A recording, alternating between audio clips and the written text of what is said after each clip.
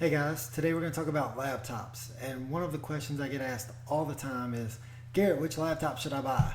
And time after time, there's tons of things that go into this that can spend hours talking to somebody about which laptop is right for them. So today I'm here to talk to you about which laptop is right for you. And we're going to answer some few questions. And if you don't exactly know where you go on this, hopefully this will help you. So we're going to start and end. If you notice the arrow across the bottom goes back and forth. I always start and end with the same exact question, and it's blindsiding some people. But before you can even decide what type of laptop you want to buy, anything like that, you always have to ask yourself, how much money do you want to spend? Now, throughout this slideshow, I'm going to show you there's a bunch of questions we're going to have to ask, and it all is going to boil down to how much money we want to spend. We can spend a lot of money, we can spend a few $100s, we can kind of get a middle grade laptop. Some laptops can cost upwards of $3,000. So it all really depends on how much money do you want to spend. So we need to answer a few questions first. Where are you going to use it? Are you going to use it at the house, playing on the bed, sitting on the couch? You're going to use it at work? Is it strictly going to be for work? You're going to use it traveling, maybe go on the plane a lot, in a vehicle. You're going to use it strictly for school. You're going to use it in all of those places. That's perfectly fine too. You could find one that's kind of even ground. But what are you going to be doing with it? Are you strictly going to be surfing the internet, looking at YouTube, checking email, shopping online, playing Words with Friends? Or are you going to be doing a little bit more demanding stuff like editing photos, editing videos, gaming? Gaming is huge with desktops, and laptops nowadays are really powerful that you can get a laptop and do gaming with, as well as the video and photo editing. So a lot of the stuff we're wanting to do with desktops now, we can do with laptops. And there's a few variations that we're about to talk about. So there's 5 main categories I'm lumping laptops in, and this could be different depending on who you ask. But the netbooks, we'll start with those. Those are the smallest type of laptops. They're about 10 inches, not really powerful, very inexpensive, few $100s, 3, 4 at the max, and very, very basic, very small.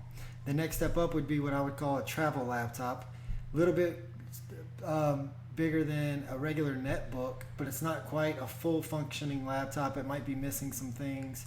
The MacBook Air is a good example. Samsung has one out very similar. They don't have a lot of ports. They might not have a CD drive. Some of the specs might be kind of cut down, but it's a little bit more than what a netbook would be. The next step up would be what's called a desktop extender, and that's the basic overall average size of what people buy laptops in. They're about 14, 15, maybe 16 inches, and they're, pretty powerful, but not as quite where they could be, which is the next step, which would be a desktop replacement. These are very, very popular for replacing replacing desktops. Upwards 17, 18 inches now, and strictly for a desk. You're not going to have a desktop anymore. You might use this in place for a desktop and still bring it back and forth. These are good for at work, maybe if you're doing video editing and you need like an extra screen or a bigger screen, you could hook up extra screens to these types as well as the others, but those are really famous for this.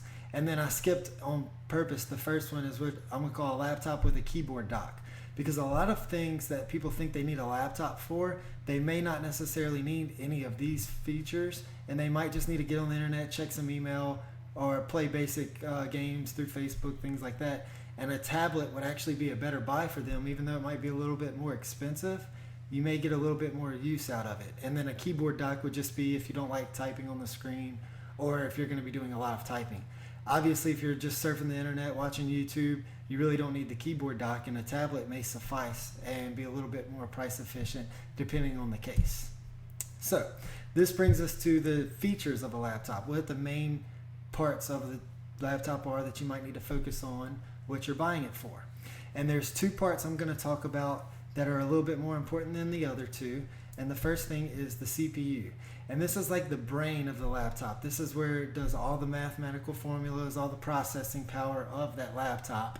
And there's 2 main brands. You're either going to get one that has an AMD or an Intel. Some are either going to be a 32-bit or a 64-bit. 9 times out of 10, if you don't know which one you go with, that's what's going to bring us back to that first question. How much money do you want to spend? In general, the Intel CPUs are going to cost a little bit more, and the AMDs are going to be a little bit cheaper, but they're going to run a little bit hotter. So with a laptop, if you're going to have it on for a long time, or it's not going to be a desktop, or excuse me, if it's going to sit somewhere and get really hot for a long time, you might want to maybe look more towards that Intel. The difference between 32-bit and 64-bit might depend on a certain program you're using. I talk a lot about video gaming and on laptops or on computers in general, and a lot of games are only built for 32-bit code. A lot of those photo editing and video editing programs are built for 64-bit code. So if you don't necessarily know the difference between the two, you can ask me and I'll try to give you a little bit more example. This is kind of overviews, but the main thing about a CPU is it cannot be upgraded later. So it may be worth it to, I'm going to say, splurge in this area, just because it's something, it's the main piece of your computer. This is where everything happens. It's worth spending some extra money and maybe getting a better or a faster CPU. The next thing with laptops is their graphics cards. And generally, these are either going to be dedicated or integrated. And what that means is you may have one specific card on your laptop that can be upgraded. For the most part, though, laptops are going to have whatever's in them, and that's what's going to be it. And again, we have two main brands, either AMD or NVIDIA. If you do ever need to replace your laptop video card for some reason, it's probably more cost effective to just buy a whole new laptop. So that's why I didn't say that you can't upgrade it, because it can be, it's just not price effective. You really only need this if you're going to do a lot of gaming or graphic design. And what I mean by video cards itself, you might see somewhere it says video 1 gigabyte of GDDR5 or 2 gigabytes of GDDR5, and that's just the video card itself, how much RAM the card has. So we're about to talk about RAM, but RAM is different from the graphics RAM. The next thing with video cards is whether or not it's an HD, full HD, or standard HD. If you see 720p, that is the vertical resolution, the up and down resolution of our screen, and the 1080p is the same resolution, but you get more pixels per inch. Again, in general, if you're doing gaming or graphics, you're going to want that 1080 and full HD as opposed to just the 720 standard. This option is generally $100, $200 more expensive, depending on the brand that you're going to go with. All right, which leaves us to the next thing, RAM. In general, if you're just doing web surfing, email, maybe on or off YouTube, shopping, 2 gigabytes is going to be plenty. And I know I'm going to get some flack for this, but I would say 4 gigabytes would suffice for most people. And if you are running a 32-bit operating system, it can't even use more than 4 gigabytes of RAM. It doesn't even see it. And that's a whole different topic for another day. But 4 gigabytes is way more than anybody would generally hardly ever use. The only time you would really want more than 4 gigabytes is if you're doing a lot of video rendering, if you're doing a lot of photo editing where the image is really large and it's taking up a lot of RAM, or you have multiple images up, or if you're gaming with multiple programs open. Most games are only built for a 32-bit code. I have some newer games. I have the new Star Wars Old Republic, Crysis even, is only built for a 32-bit code. And if you're only playing that game, 4 gigabytes is plenty. Nothing more than that is even going to matter to your system, because if you're only having that game open, it can only register that 4 gigabyte limit. So that's the only reason I make a big deal here. And I try not to make it too much more than it really is, but one thing about RAM is you can always upgrade it later for the fraction of a price.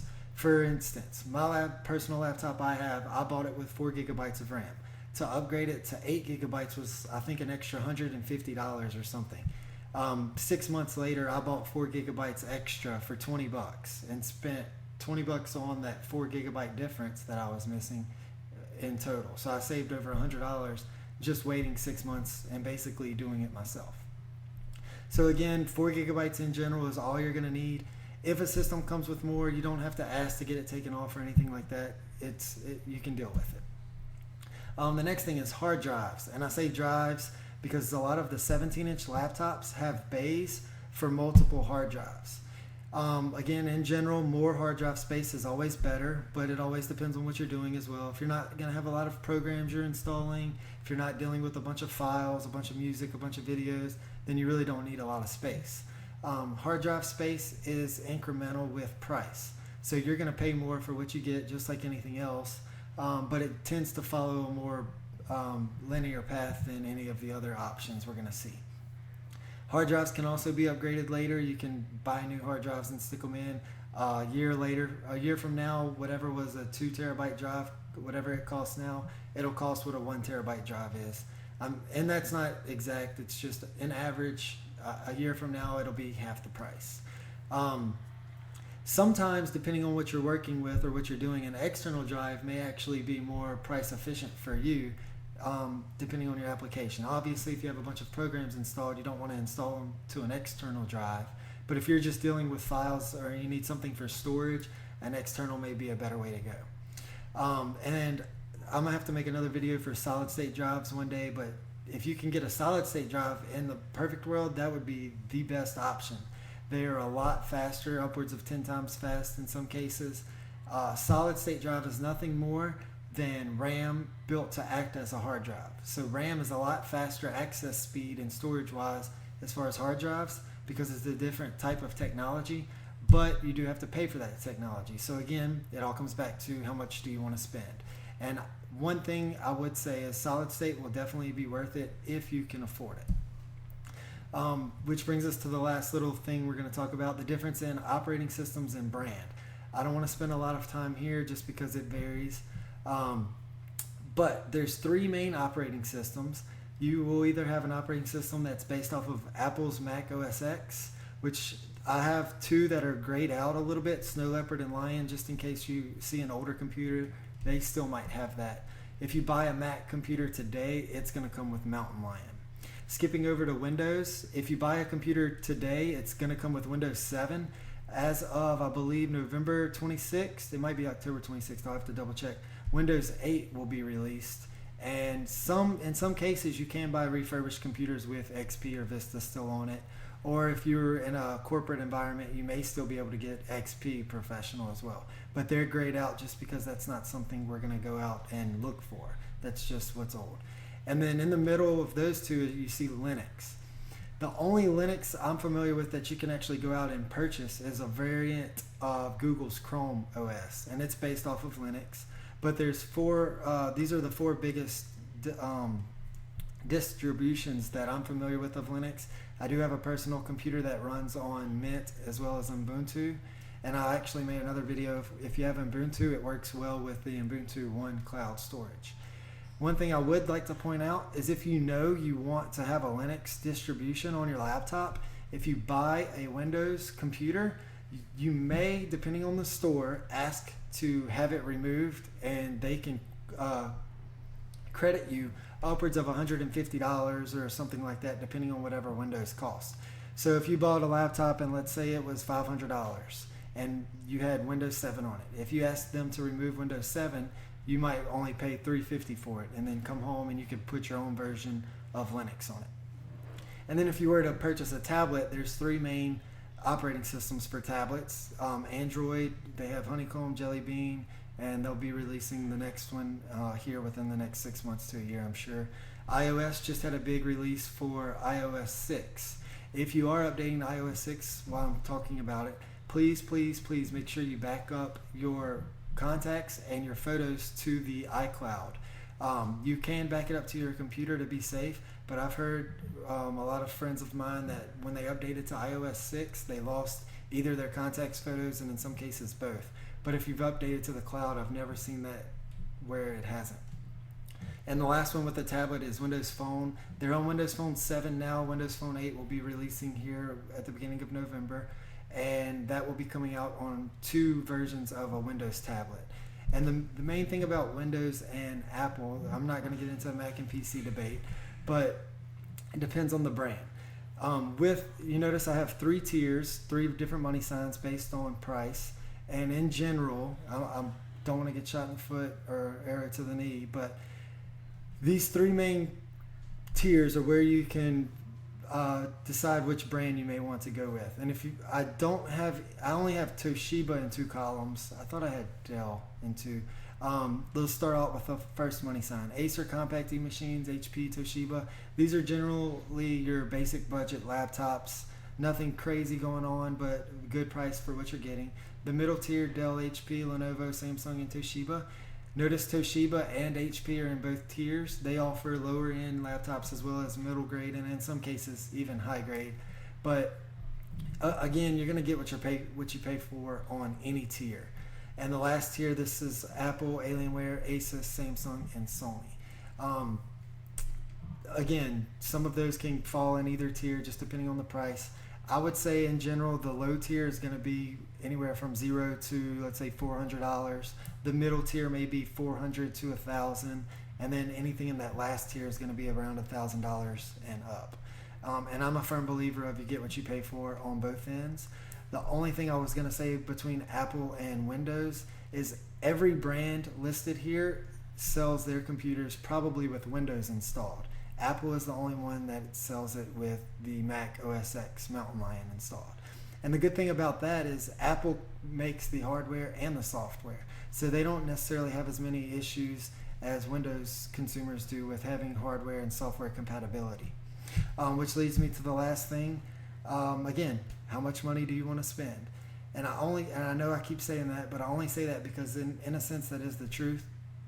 So the only thing I could tell you is if you've answered everything as honest as you can and you have a budget, I would say go to a big box store. I don't want to say any names, and maybe go online and start looking in that price range. And then let's say your price range is $800.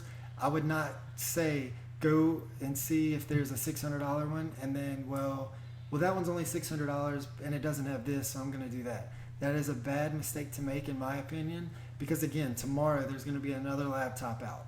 So decide how much you want to spend and spend as close to that as you can, because if you spend any more, you're going to be upset that you did, and if you spend any less, you're going to keep saying, well, I wish I would have spent a little bit more and got a little more CPU speed or something like that.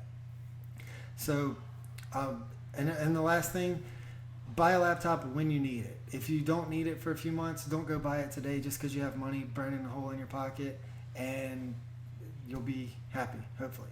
So if you have any other questions, I'll try to answer them in another video. I didn't want to spend too long on this one, but please let me know and I'll help you as much as I can. Have a good day.